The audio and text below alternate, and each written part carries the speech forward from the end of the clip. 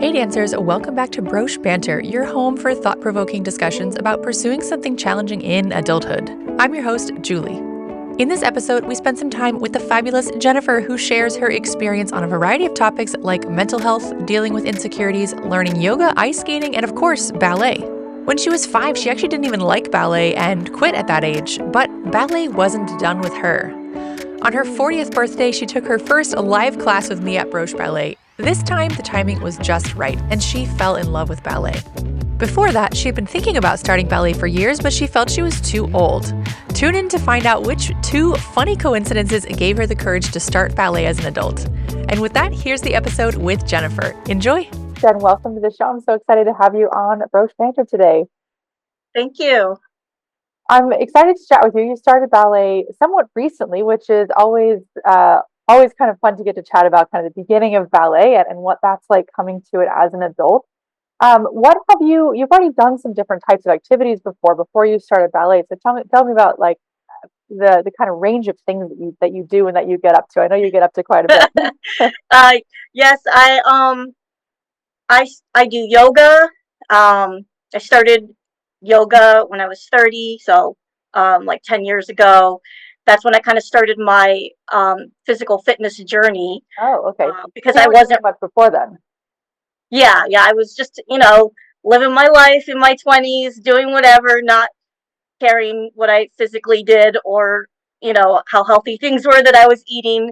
Um, so yeah, you could say like I kind of had a, I don't know, midlife, quarter life crisis at 30, and then that's how I got into yoga. And then from yoga, they had other like classes at the studio, so then I tried like HIIT classes, yoga sculpt, where they're like doing weights and yoga poses and cardio, and then bar, which is very different from ballet bar.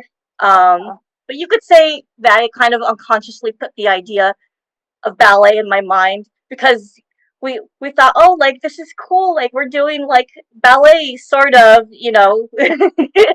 but not really. Well, we'll get back. We'll keep going on the story, but I'm curious, just because you mentioned that they're pretty different. So I'm curious for people who are listening to it, what would you describe as like the biggest difference for you when you started bar versus when you actually came to ballet? What did you find out was the biggest difference between the two?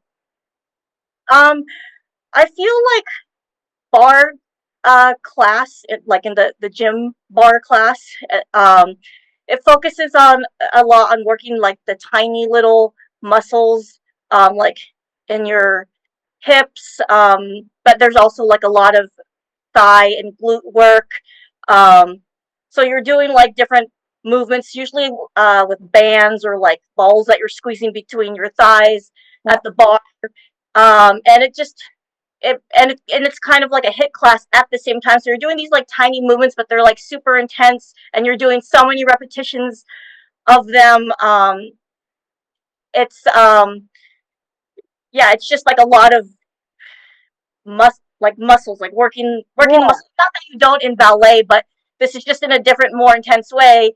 And not that ballet isn't intense, but I feel like with ballet, it's kind of like you're slowing it down, kind of thinking more, like about your technique. It's not that you're not activating your muscles; it's just different muscles. And I think that the bar classes in the gym kind of focus more on the hip, glute, thigh area, I and they also add in cardio.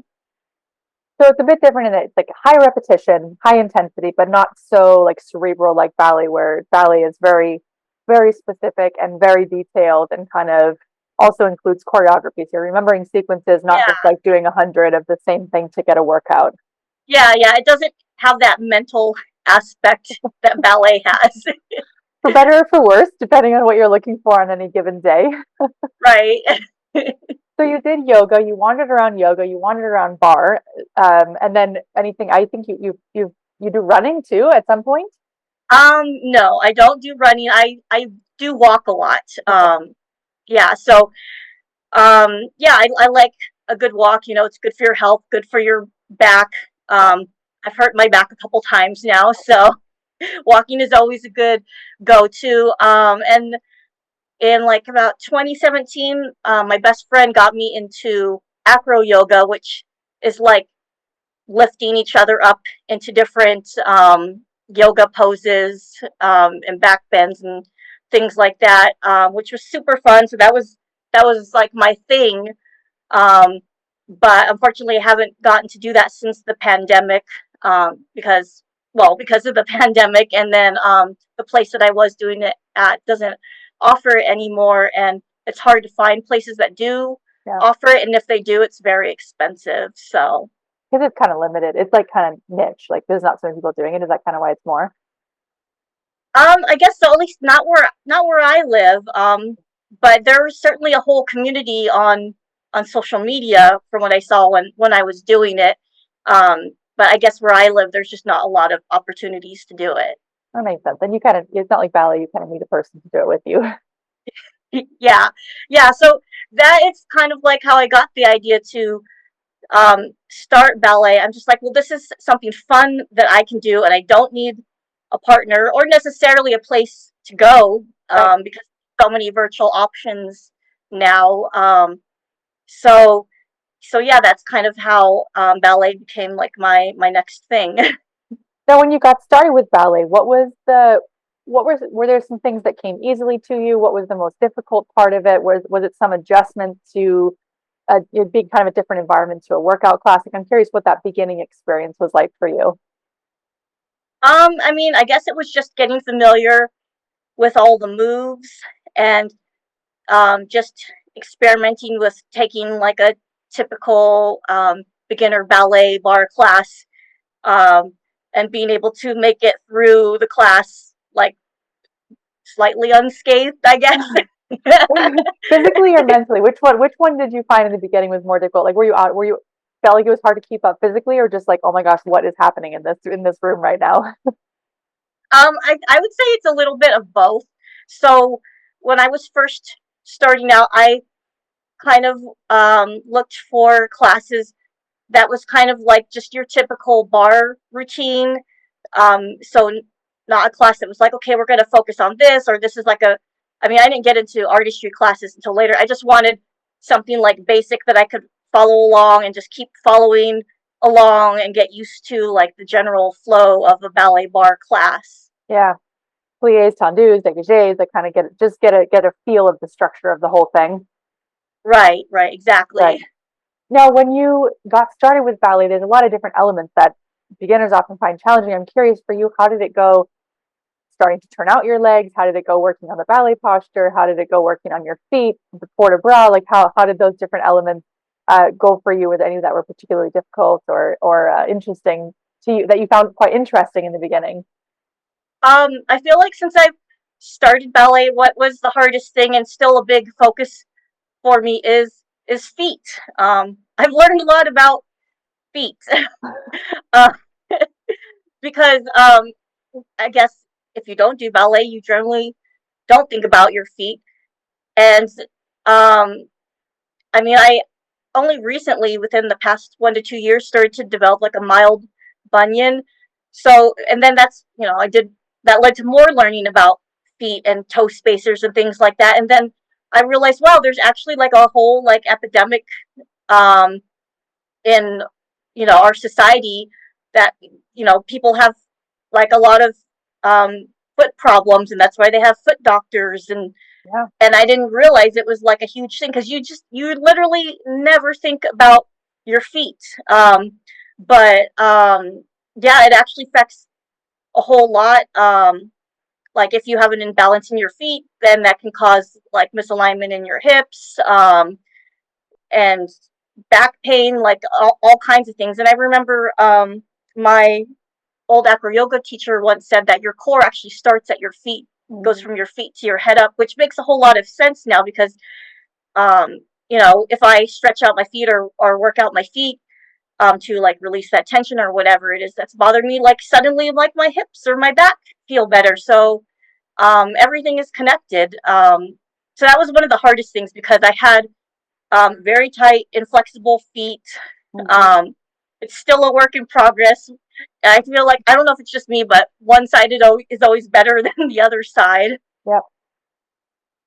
All of that's very normal. Isn't it so interesting that we don't think about our feet when they're like what we walk on the whole day, all day, every day is like what we use to get around. And yet, like in our society, we don't even bother thinking about them except what we're going to put on them. We don't think about caring for them. We don't think about stretching them out after we wear high heels. We don't think about spreading our toes out after we wear a tight pair of shoes. We don't think about any of those ways to restore your foot health, even though your feet matter a lot and your feet, make a huge difference. One of my favorite pictures from one of my favorite kind of programs about feet is that it's a picture of a foot with a six pack on the arch, like to just show like how your foot. You need a strong foot, like you need your foot to be the Right. core of your body. You need the foot to be able to support you and walk around. So yeah, it's great.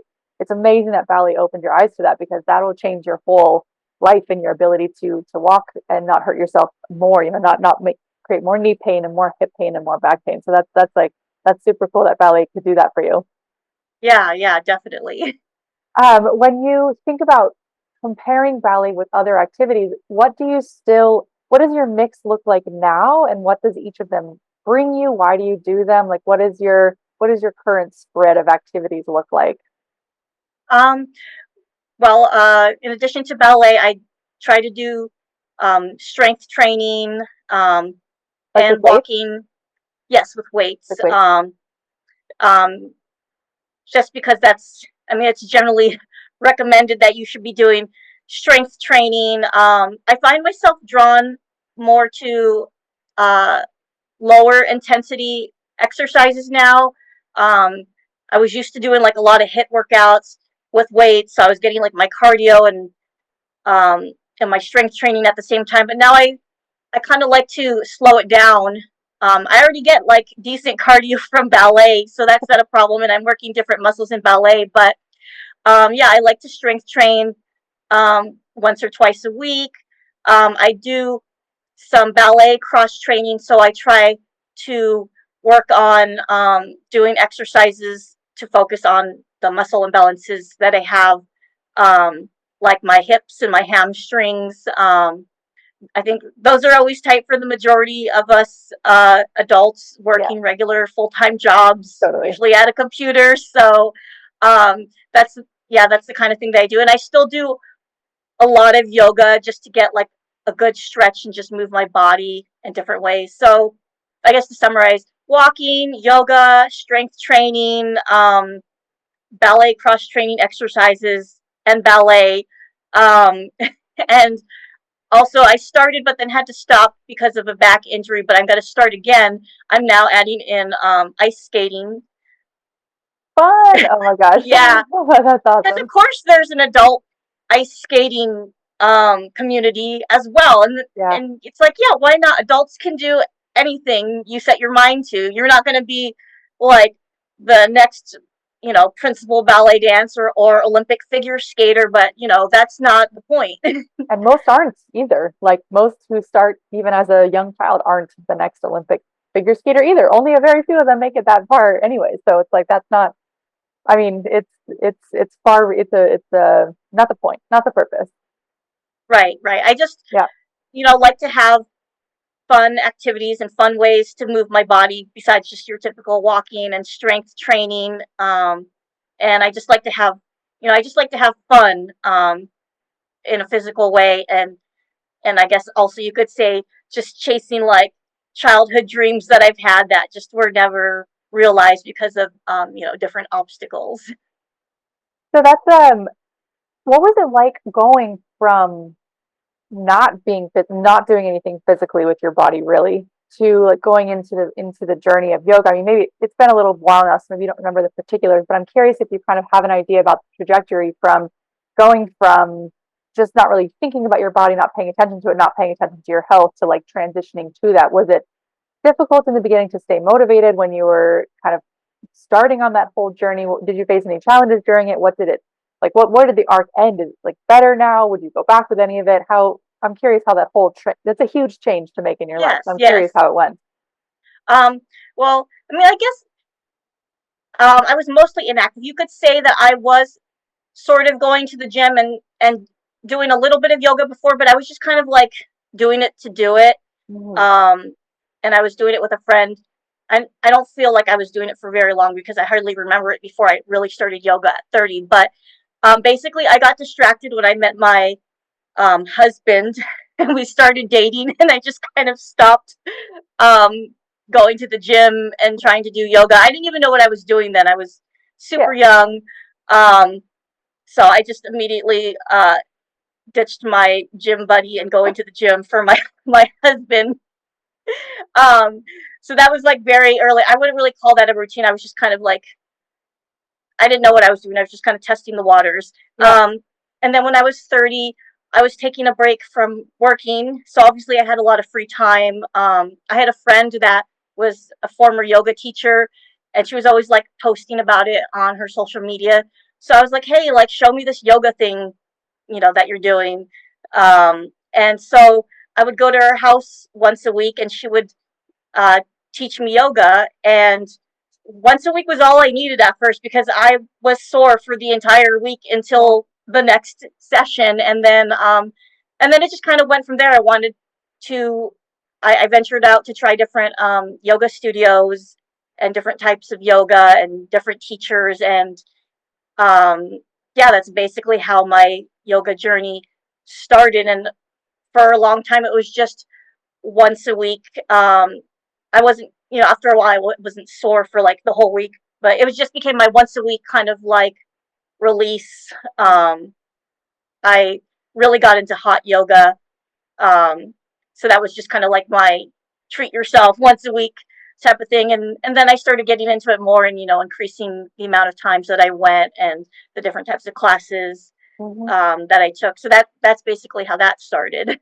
Yeah, it's like always interesting. I'm always curious about the gateway thing that got the person, that gets somebody into their journey, and in many cases, it's somebody who it's either a community or somebody who cares about you and kind of shows you the ropes. Kind of just going into it alone can be pretty tough to stay motivated and stay consistent. Because like you said, you're sore for the whole week, and you're like, I can't possibly do this again. I'm still sore from last week. Like, this is crazy. So it's very helpful to have somebody, there on the other side of it, helping you along the way.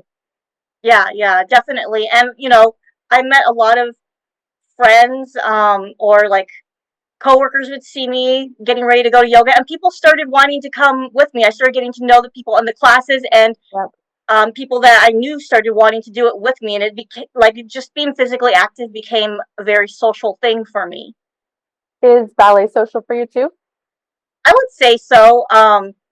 I mean, it mostly, I guess, I'm involved with the online ballet community. There's just so many wonderful people, and surprisingly but pleasantly, I've met a lot of ballet friends that are also cat lovers, because, as you know, I'm a cat lover. So it's just like a lot of banter back and forth about ballet and cats.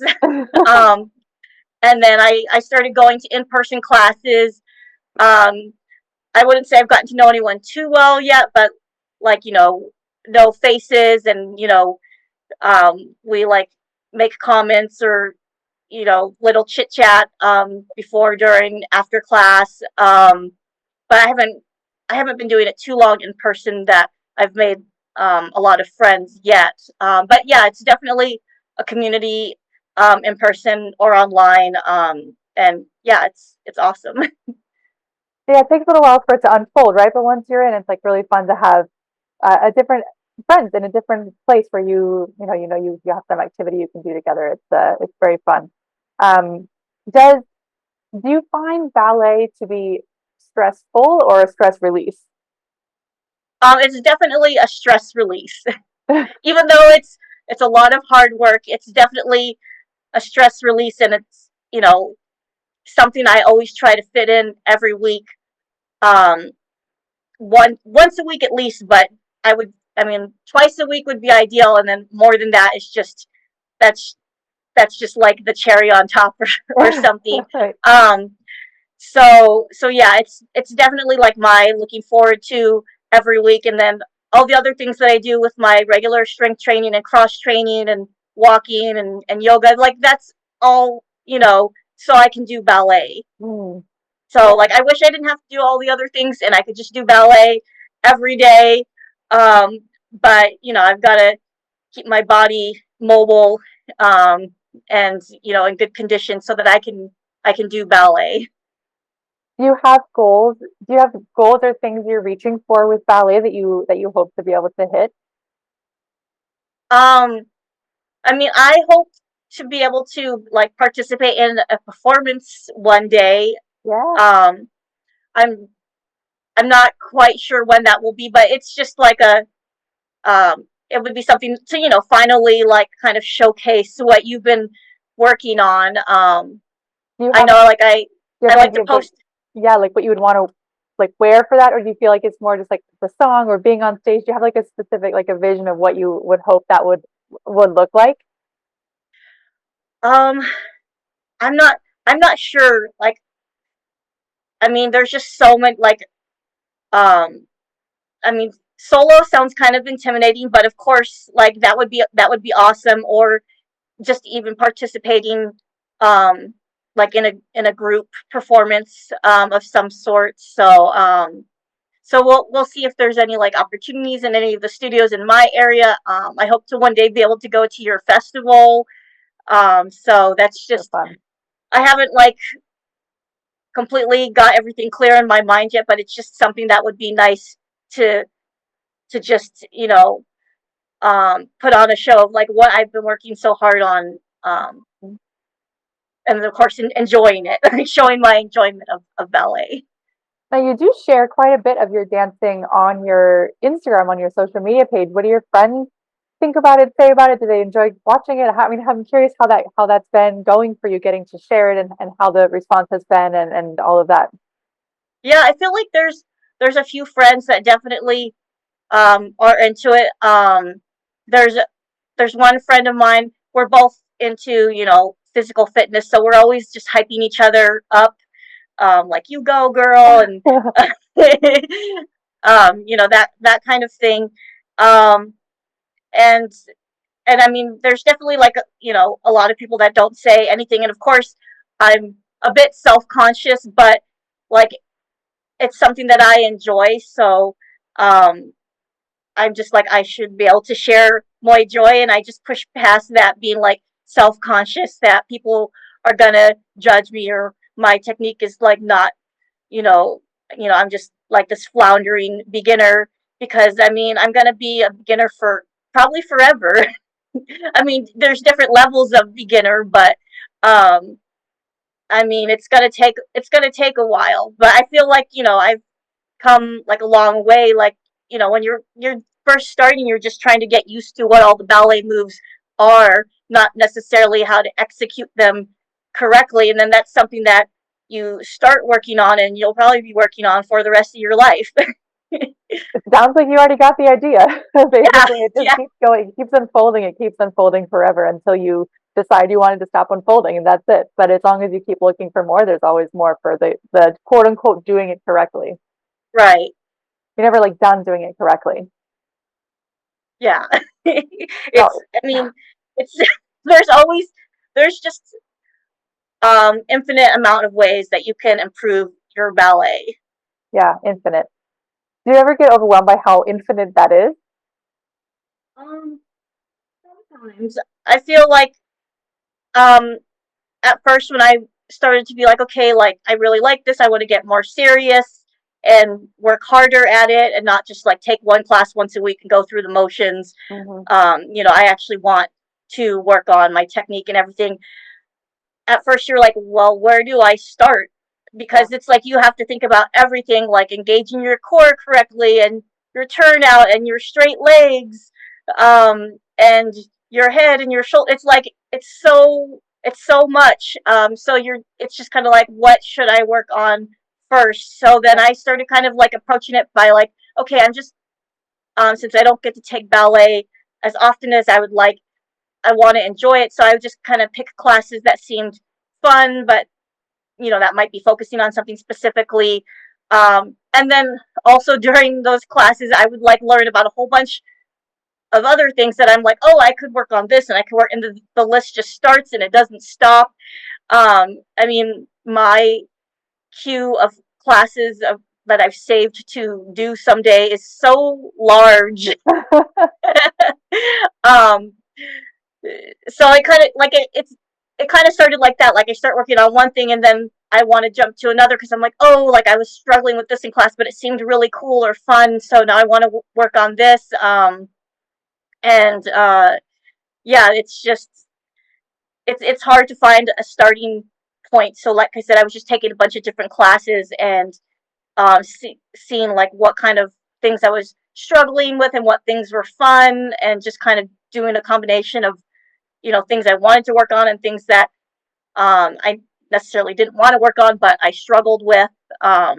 So that's kind of how I approached it. That's awesome. That's I think that's the most fun and motivating way to approach it. Exactly like you said, letting the curiosities and then the difficulties kind of drive what you work on next, right? There's like, especially with adults who have different amounts of time to dedicate to ballet, it's like you you're all gonna everyone's gonna go at a different path and a different pace. And everyone's got different things that are difficult for them or not difficult for them. So it's like everyone's got their own journey, and that's like the best guiding light. If you can listen to yourself and be like, that was hard. I want to work on that. Or like, that looks super cool. I wish I could do that. Let's go there and do that. I think that's like such a great way to start off that journey. Right, exactly. So how long did it take for you to be like, okay, now I want to get more serious. Let's not do this just once a week for fun. Like I want to start improving.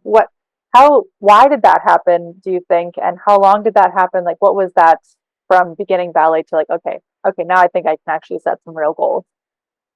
Um, I think it took me a couple years. Oh, wow. Um, yeah. Um, I mean, yeah, I was working on things on my own, but so I was doing ballet through the Broche online technique library um, on my own for like 2 years. So I wasn't really getting any exposure to anything else, and I was way too shy to try an in-person studio at that point. Yeah. Um, and then um, late last year, around my birthday to be exact, I made the decision to start taking live classes with Broche Ballet, and um, that's just kind of like launched me into like really working on it as more than just like a hobby where I just take a class or two a week and I just kind of go through the motions. Where I feel like I just became more serious the moment I took my first live classes. Oh, wow.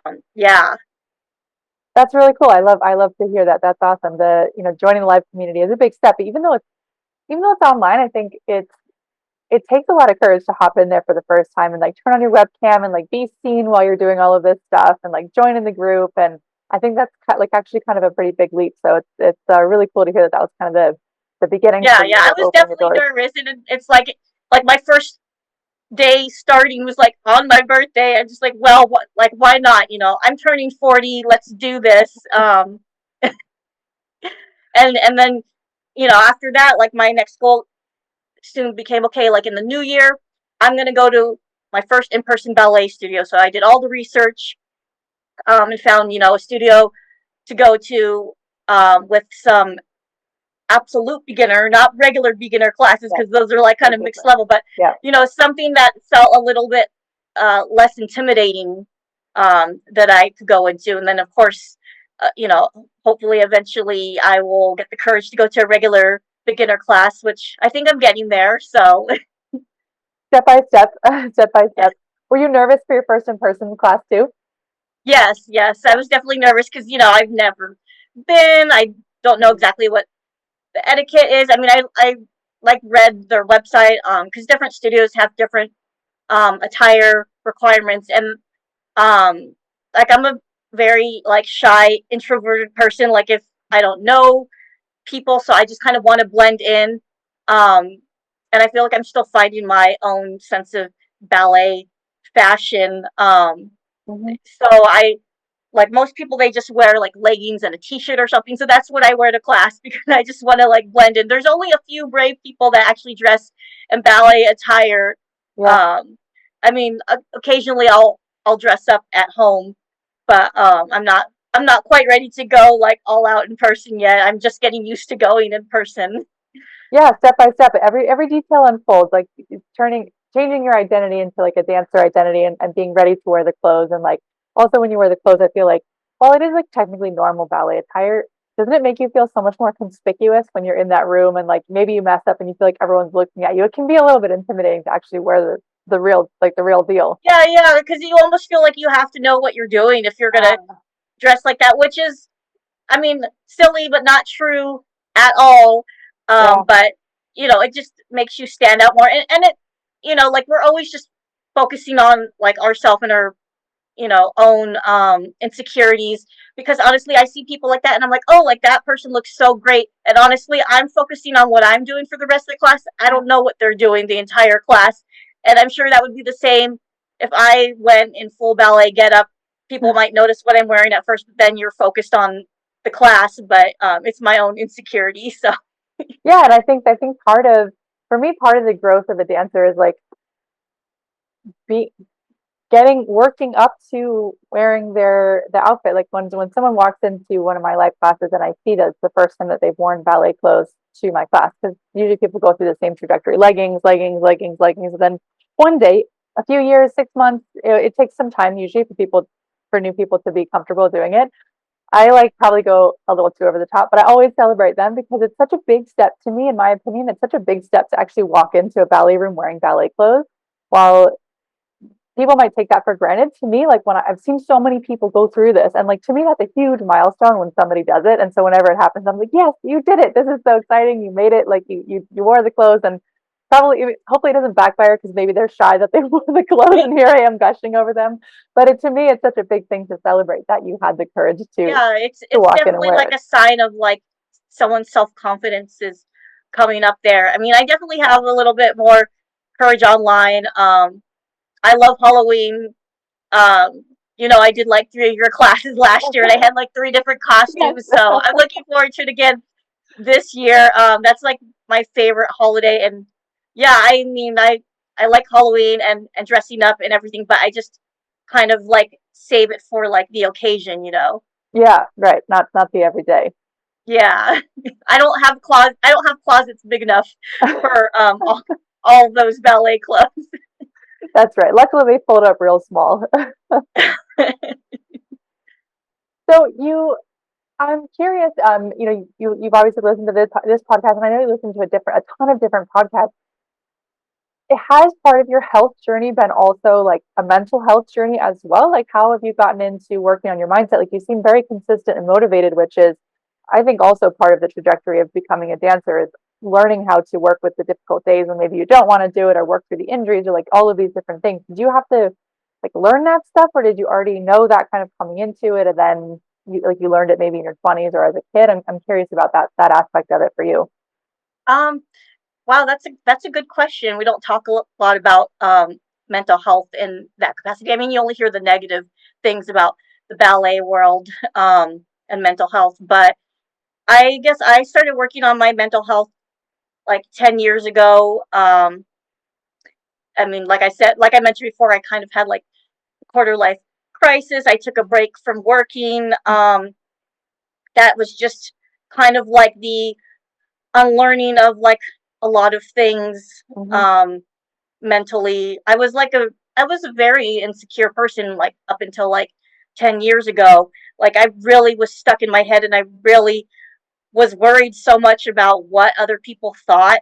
Hmm. Um it was like it was like debilitating, Hmm. because I mean, that's just my upbringing. It's like I didn't learn how to, I guess, be a confident person. I mean, I'm sure not everyone is perfectly 100% confident. Everyone has their own insecurities, but Yeah. yeah, it was just kind of like I guess in the therapy world they call it like reparenting yourself, and like just learning about all the things in your relationships with people and yourself that aren't working, Yeah. um, and how to address those. And I've done therapy on and off. I've read a lot of books. I listen to a lot of podcasts.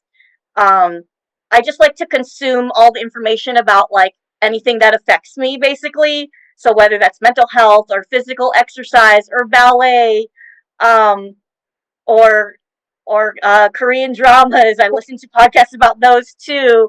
I'm also a true crime fan, so I mean, my podcast list is my podcast cue list is probably as big as my ballet class is. They're probably the um, same at the same time. like I just constantly like learning, and I guess just gradually over time, like I've developed, more self confidence Mhm. and courage, um, to just do things and not, just do what I want and not worry about what other people are going to think. Um, and yeah, you still like, it's kind of almost like a natural reaction to be a little insecure and like worry about you're going to be judged, but you do it anyways. Yeah. Did you start yoga first and then you started getting into mental health, or did it go the other way around? It was kind of at the same time, Oh, actually. interesting. Yeah. Um, yeah, that it all just happened at the same time. So like I was just working on myself physically and mentally at the same time, Mhm. try to kind of come to like an equilibrium, you could say. Yeah, because I mean, I think at some point, I mean, maybe it's more gradual for other people, but you just come to this like more maturing part of your life, or some like milestone, or you're like, you know what, this life that I'm doing right now is not working for me.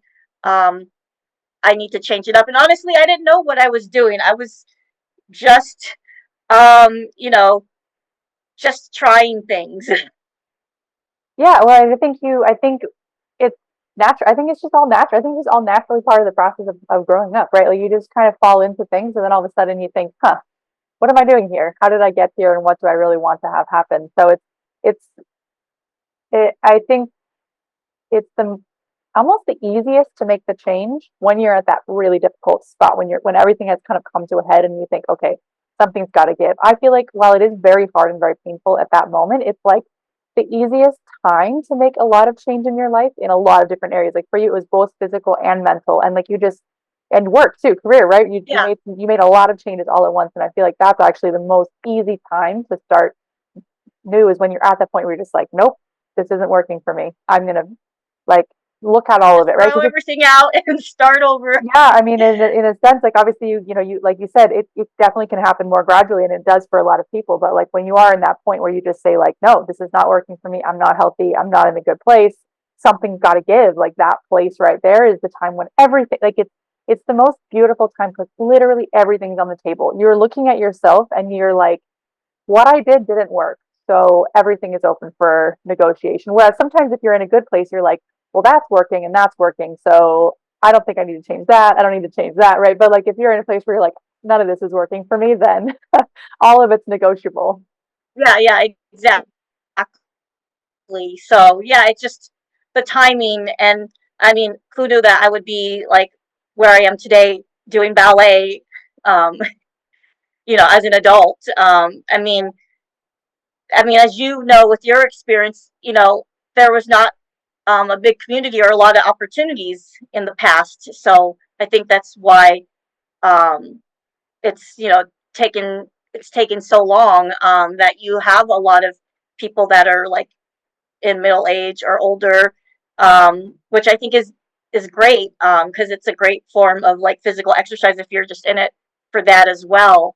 Yeah. Um, but yeah, I guess it was just meant to happen this way because, there were not a lot of opportunities previously.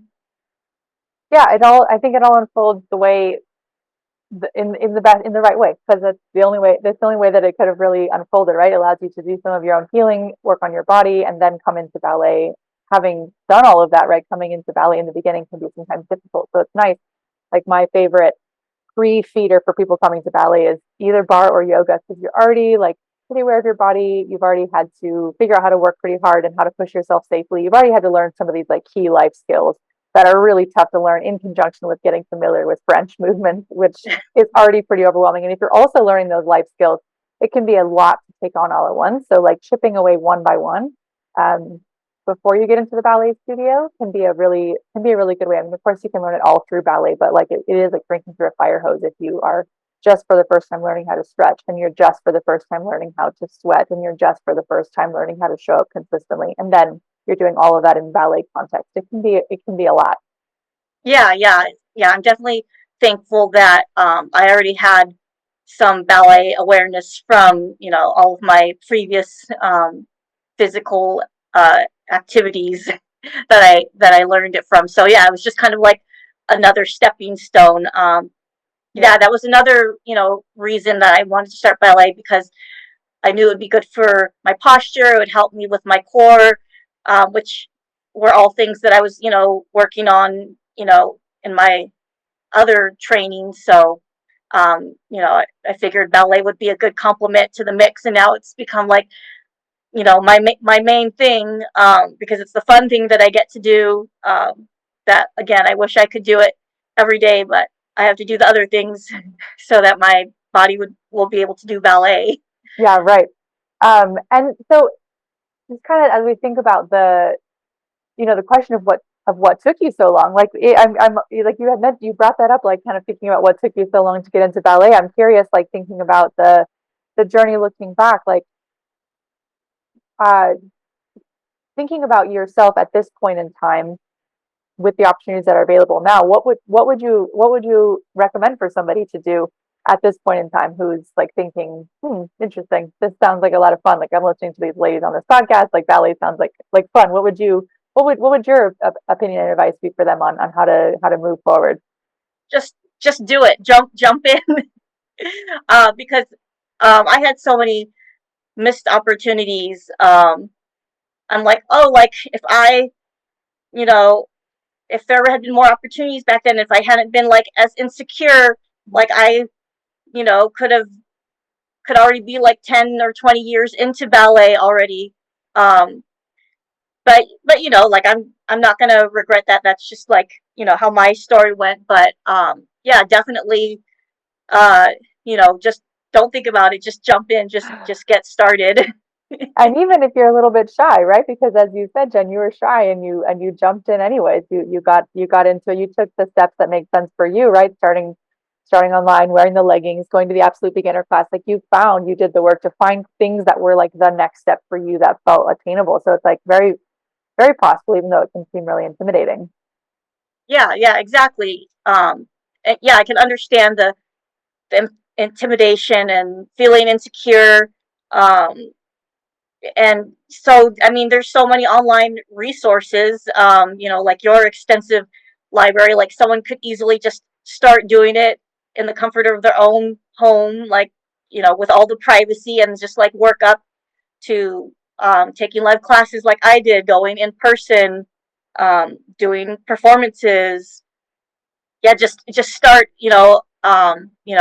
a little at a time, but like just start. Yeah, just start. Find what that little nibble is for you, and take that little first bite. Right. Is there anything, Jen, that you want to leave people with for food for thought, or bits of your story that you want to be able to share that we didn't naturally wind through? Any little bits that you want to add on to the end here? Yeah, sure. Well, funnily enough, I did do ballet when I was like 5. Oh, really? Um, but I remember nothing. I remember practicing Sinead turns one time in class, and performing at the county fair. Oh, Um, but like I remember nothing. So like starting as an adult, it's basically like I don't have any, like I don't remember anything. Like and at the time I didn't like ballet. I was not into it oh, really? at all. Oh no. Is that because you were shy, or because you didn't move enough, or do you remember what the reason was, or did your parents tell you? um, Well, my parents just like signed me up for class because my best friend at the time was in class, and our parents used to like take turns watching us. So it was probably easier that we had like the same activities. So I'm just like, I don't know what this ballet thing is, but it's like, I just was not into it. But I was fascinated by the jazz dancers, and I Oh, thought, oh, that's so cool. I would love to do that. But um, I was like a very shy kid, so I don't know why I never thought to like speak up to my parents and say, "Hey, like I want to do that." I like never did. oh, Um, but I tried when I was 14. I found a jazz class at like I don't know, a Boys and Girls Club or a YMCA or something like that. Yeah. And I went, I remember I had to take the bus, like I did all this research. I think I did it secretly. I don't even think I told anybody. Oh I my just gosh. went to like try it out. And somehow I was able to keep up with this jazz dance class, having never done jazz dance before. And I was sore for like the whole week. And and unfortunately, being the insecure 14-year-old teenager that I was like, I'm too old. I can't do this. Because I didn't understand anything about like the body that, hey, like when you move it in ways that you don't usually move it, you're going to be sore for a number of days at first. And I just think like we talk so much about in the ballet world about like, you know, age and how there's always kind of like this underlying like, oh, like too old, like you have to have started like since you were like 3 or something. And at 14 I was like thinking I'm too old to do dance at 14, which is just like really sad. Yeah. But I mean, just if you look at the online ballet community or even like your local studios, there are adults doing it and they can do advanced things in ballet, and they're fine. Yeah.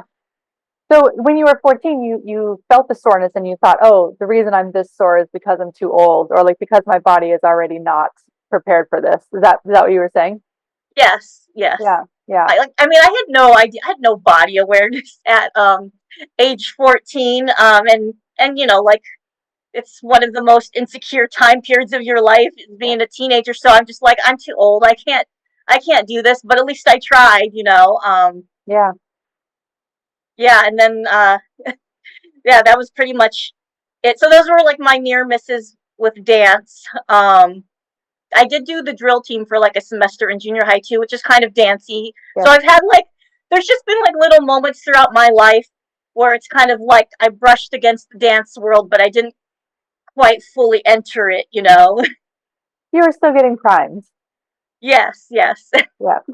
Did so you had that sort of quote unquote near miss at 14. Did that idea stick with like how was it when you came back to it? I guess in your late 30s when you came back. By that point you knew that being sore was not a matter of an aging problem. By that point you knew that being sore was okay. So did it take you some time to be like, okay, I'm not too old for this? Like did that voice stick in your head and make it difficult for you to try again? It did take some time because I think even now, I mean, there was that big yoga explosion, which is when I started doing yoga because it was like literally everywhere. And I even had a friend that was a former yoga teacher. But I feel like there's just certain things that it's like, okay, this is what adults do. They go to the gym and they do yoga.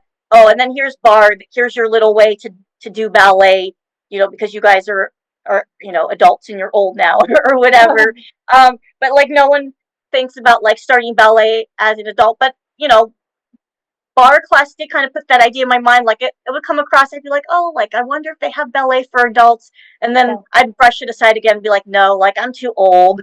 Like they probably wouldn't, there it would just come up time and again like that. And so I just kept doing yoga and barre and hit classes and got into acro yoga, which is super fun. And I guess it was through um the pandemic and losing acro yoga that I started to think about it more, and then finding the community and then doing the research. And I actually stumbled upon like randomly a ballet dancers page on Instagram, and I was like, wow, this is really cool.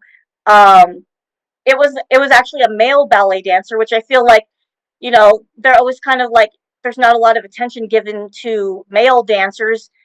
So Right. I'd never seen like a male dancer up close now, and I'm like, oh wow, like that's actually like really cool that they can do that, because you just think of like the tutus and everything. And I guess I'm a tomboy at heart, so I really appreciated coming across this person's page, and I started following them. And then I watched I watched a Korean drama about ballet, and it was about um I guess it was about a guy in his old age, he had always wanted to become a ballet dancer, and then he starts pursuing it like, I don't know, he's 70 or something like that.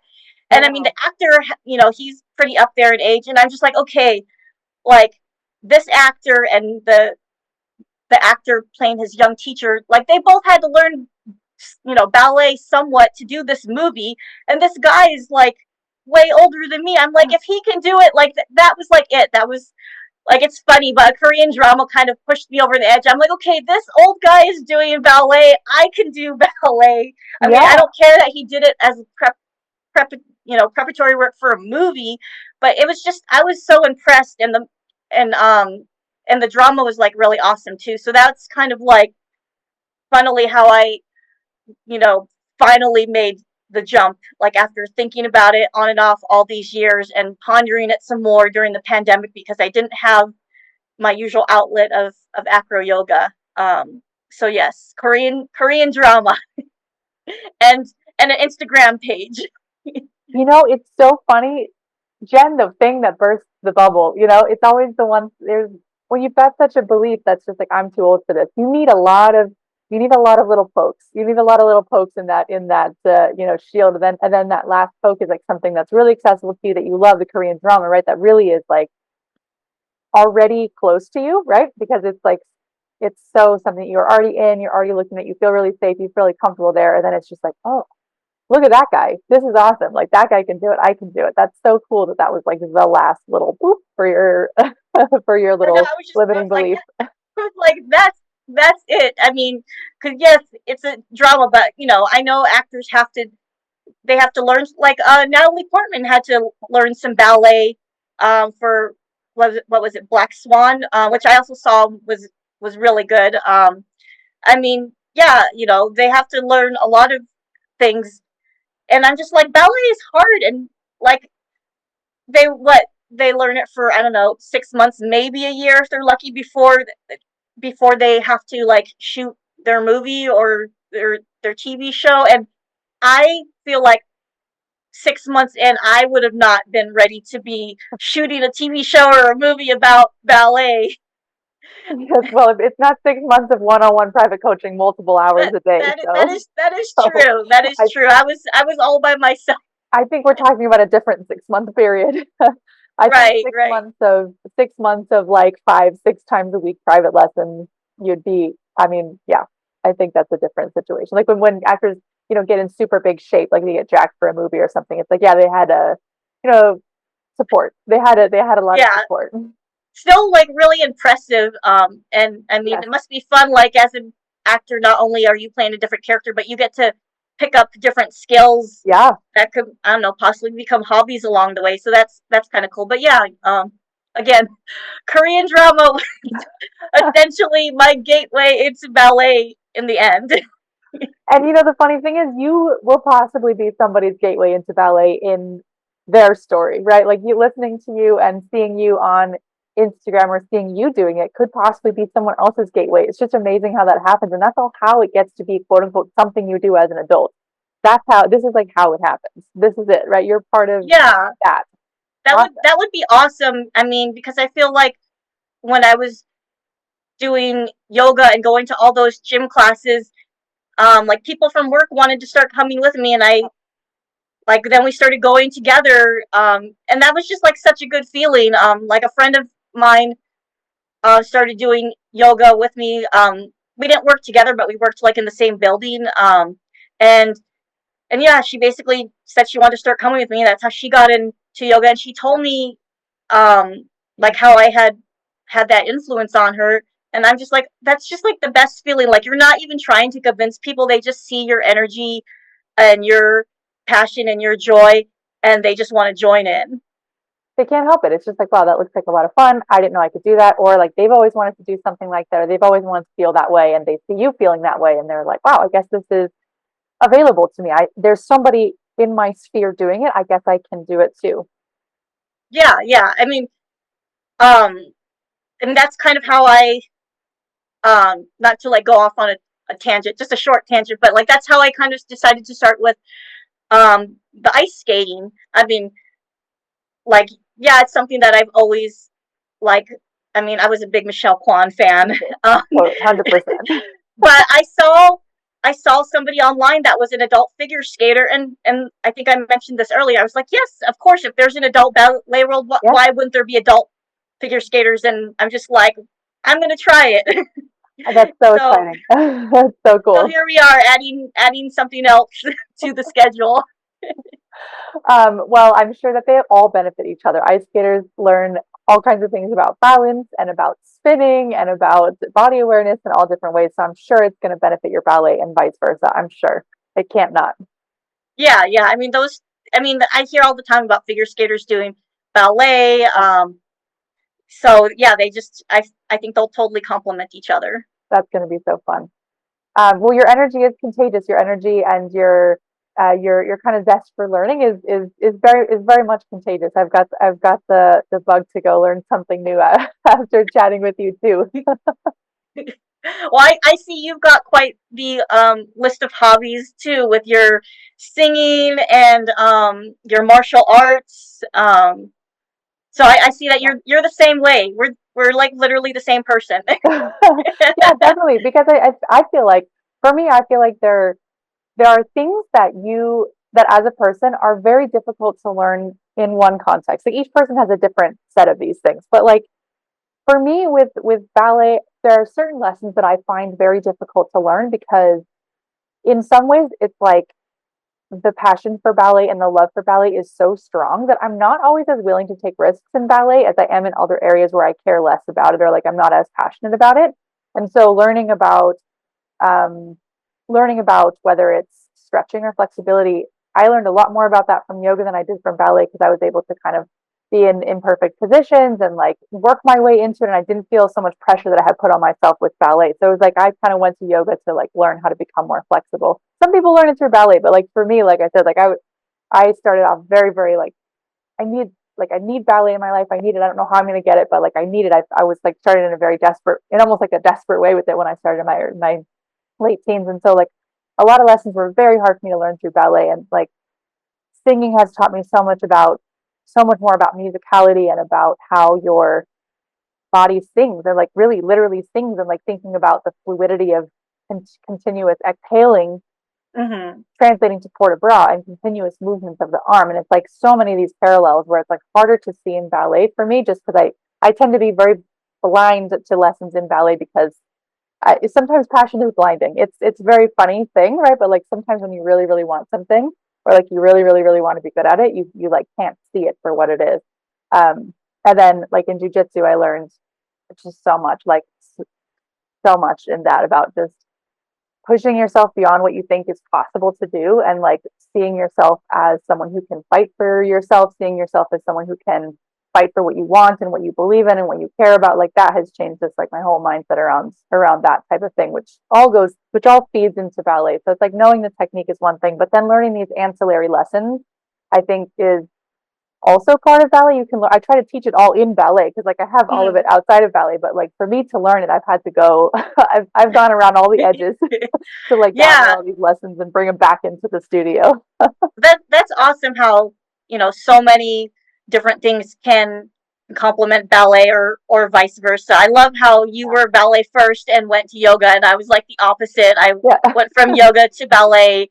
I still love yoga, but like ballet is definitely my main passion now. Yeah, and it's funny where like for the ballet is like my main thing too, but these other areas like they're so interesting to compare and contrast, right? I feel like when you have different things to look at, you can more easily see similarities and differences, and then you can learn a little bit quicker because you can start to notice patterns between things. Like for example, jujitsu and ballet are both about using gravity to your advantage, but in different Hmm. ways. Like in jujitsu, it's all about using leverage to throw somebody who's bigger than you, right? So you're trying to change your relationship with gravity, or you're trying to make your body heavier so you can pin somebody down. So you're trying to be heavier than gravity, and you're Hmm. trying to use physics to help you do things that are normally not possible because of gravity, right? And then in ballet, it's like you're trying to make yourself lighter than gravity. You're trying to pull up and make yourself lighter than gravity. Whereas in jiu-jitsu, you're trying to push down and make yourself heavier than gravity. So it's like it shows you that certain things are malleable, like gravity, and like how much you weigh and how much you can move your body around. Like it shows you that these things are malleable when otherwise they may not seem like. they're adjustable. So they are. Right. Yeah, definitely. Um, it's definitely really helpful to know how to do things like differently. I mean, like you said, they do things differently in jujitsu and ballet, but at the same time, they can complement each other Yeah. And the just foundation. by doing like the opposite thing. Yeah, the principles are the same. It's just a different approach. Like it's a different approach to understanding how to control your limbs and how to control gravity and all of that. It's like it's super fascinating. I am sure that ice skating is on my list of things to do. Loved ice skating when I was a kid. Loved it, loved it, loved it. But I also don't like to move fast. I don't like to drive fast. I don't like to ride bikes. I don't like to skateboard. I don't like to rollerblade. I don't like to go on airplanes. I don't like to move quickly. So that would be for me a big like difficulty in overcoming it, to learn how to spin more quickly and learn how to move more quickly. So I'm sure that'll be something that I'll do to learn those huge lessons. And I'll be looking to you, Jen. I'll be looking to you as you learn it. I will say, just from the 2 classes that I took, that it requires a lot of inner thigh work, and my foot arches were on fire. So again, you're working with the feet and the inner thighs, but in a different way. Like, yeah. I mean, we were just doing basic movements, like learning how to like pizza in and out, like they do on the skis, but on skates. Yep. Like zigzags, I think is what they're called, or swivels. I don't know, but it was just like pointing your feet in and out, and like, oh my god, my arches and my inner thighs were like burning, and I'm just like, but I do ballet. Hurt. And I'm like, I work on my feet so much. Why? Well, maybe ice skating for you will be like, the big driver for, a big leap in your foot progress. Who knows? Yeah. I mean, I definitely have to. Apparently, I need to work on my arches some more. And it's funny. I mean, I went skating all the time when I was like young and like a teenager. Roller skating rinks were like a big thing. And then I easily was able to just put on a pair of ice skates and go ice skating like it was nothing. I mean, I didn't do anything fancy, just skating around the rink. But now, as an adult, having not done it in many years, like you would think that I had never skated before. I'm like the one clinging to the wall, like when we first get onto the rink and we haven't warmed up yet. Yeah, that would be me. So it's gonna be an adventure. But yeah, I'm excited, especially since I found that there's like a rink like literally 5 minutes away from where I live. So I'm just like, okay, there's no excuse. It's literally right there. It's right there. You got to go. You got to do it. Add the new thing to the schedule. Yes. Jen, this was so much fun. This was so much fun to get to talk with you. I love all the different things you're doing, and your just super positive approach to all. I can't wait to see where you go. It's going to be far. I know it. Whether it's in ballet, yoga, what do you call it, acro yoga, or ice skating, or whatever it's going to be, just because you have just a really great approach, doing it for the fun of it, for the challenge of it, for the health of it, for your enjoyment and your own personal growth. So very fun, very refreshing to hear your perspective. I really appreciate the conversation a lot. Thanks for being here. Yeah, thanks for having me. I hope you had a great time tuning into my conversation with Jennifer. I know it sure did bring a smile to my face, as has it been watching her ballet progress and her progress with ice skating. I'll be back in your ears next week with another super amazing episode, and until then, I wish you very happy dancing.